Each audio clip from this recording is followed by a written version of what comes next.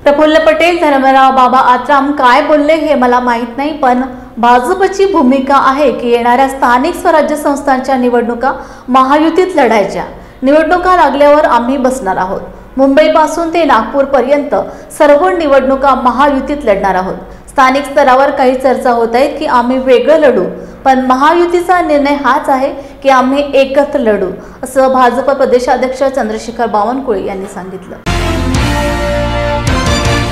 नाही, प्रफुल्ल पटेल काय बोलले, धर्मराव बाबा आत्राम काय बोलले मला याबद्दल माहिती नाही, पण भारतीय जनता पार्टीची भूमिका आहे येणाऱ्या सर्व स्थानिक स्वराज्य संस्था या महायुतीमध्येच लढायच्या।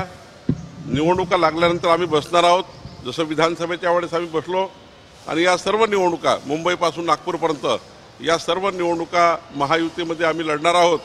स्थानिक लेवलला काही त्या ठिकाणी काही चर्चा असा होत आहे की आम्ही वेगळे लढू, पण महायुतीचा निर्णय हाच आहे की आम्ही एकत्र लढणार आहोत। आत्राम काल म्हटले की मला भाजपनं पाडण्यासाठी अपक्ष उमेदवार दिला होता, त्याला पैसाही पुरवला होता। नाही, महायुतीमध्ये सर्वांनी इमानदारीने काम केलं आहे। 288 आमदार निवडून आणण्याकरता आम्ही जीवाचं रान केलं आहे। माननीय धर्मराव बाबा आत्राम साहेबांना सुद्धा निवडून आणण्याकरता मी सुद्धा 2 बैठका घेतलेल्या आहे। त्यामुळे मला असं वाटतं आज ते दिवस नाही आहे, यांनी काम केलं नाही, त्यांनी काम केलं नाही, आत्ता दिवस आहे महायुतीच्या सरकारच्या माध्यमातून 14 कोटी जनतेच्या अपेक्षा ज्या या सरकारशी आहे त्या पूर्ण करणे। आता टीका टिप्पणीचे दिवस नाही, आता आरोप प्रत्यारोपाचे दिवस नाही, आता 14 कोटी जनतेला न्याय देण्याचे दिवस आहे।